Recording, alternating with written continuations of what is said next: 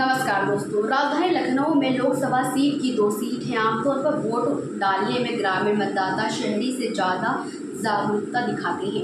लखनऊ में ये चलन कुछ अलग तरह से नजर आता है। शुरुआती 6 लोकसभा चुनाव में शहरी मतदाताओं ने ग्रामीण सीट के मुकाबले ज़्यादा मतदान किया। इसके बाद अब लगातार मोहनलालगंज सीट के मतदाता ज़्यादा मतदान करते नजर आ रहे हैं।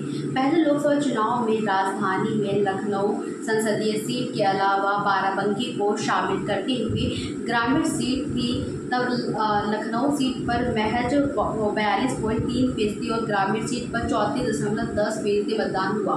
वर्ष 1957 में हुए अगले चुनाव में लखनऊ में सिर्फ एक ही सीट थी और इस पर कुल 45.12% मतदान हुआ।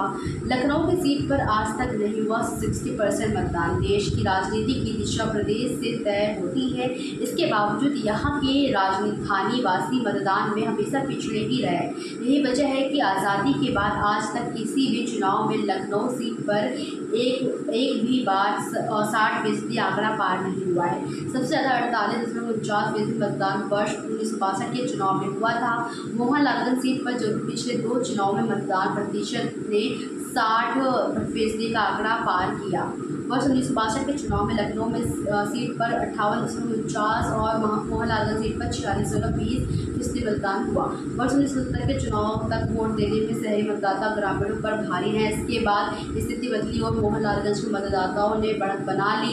इस बीच वर्ष 1996 ही ऐसा चुनाव रहा जिसमें लखनऊ के मतदाताओं ने मतदान प्रतिशत के मामले में बढ़त दी। ये सुखद रहा और जागरूकता में भी आगे बढ़ाया गया। खैर, आपको इस पर क्या लगता है, अभी क्या राय है, हमें कमेंट्स में ज़रूर बताइए।